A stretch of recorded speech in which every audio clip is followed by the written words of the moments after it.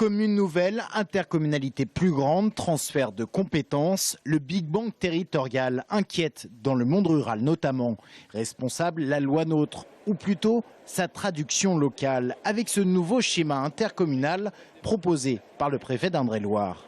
On n'est pas contre le fait de bouger, les communes nouvelles nous intéressent, les intercos plus puissantes nous intéressent aussi, mais on veut que ça soit notre projet, que ça émane de la base, que ça ne soit pas le préfet ou quelques élus qui nous l'imposent.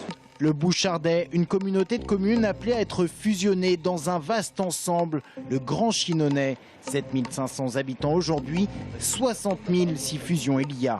C'est comme si un artisan, d'un seul coup, basculait dans une multinationale.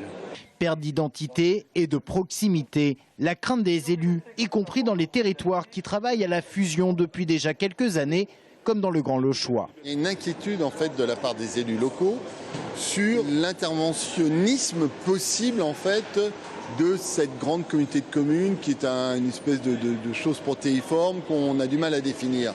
Non, ils gardent leur pouvoir. Ce sont quand même les communes qui délèguent en fait les compétences aux communautés de communes. Et c'est là tout le problème. Quelles compétences déléguées, quel projet pour le territoire? Un bouleversement territorial d'autant plus difficile que beaucoup d'élus n'ont pas anticipé. Et en clair, la question qui est posée pour les élus, c'est comment passer d'une intercommunalité palliative, c'est-à-dire celle qu'on a faite jusqu'à présent pour éviter de repenser la commune, à une intercommunalité stratège. Là où les outils doivent être acteurs, c'est qu'ils ont la possibilité de consolider les fondations communales, et ça passe par la création de communes nouvelles.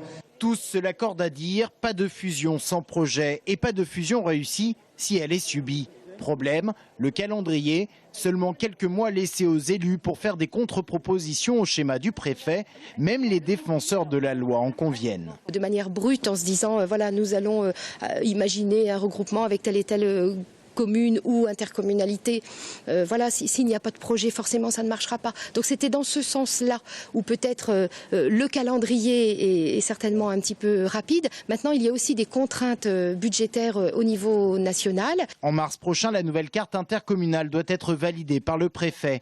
Les contre-propositions seront bloquées au 1er janvier prochain.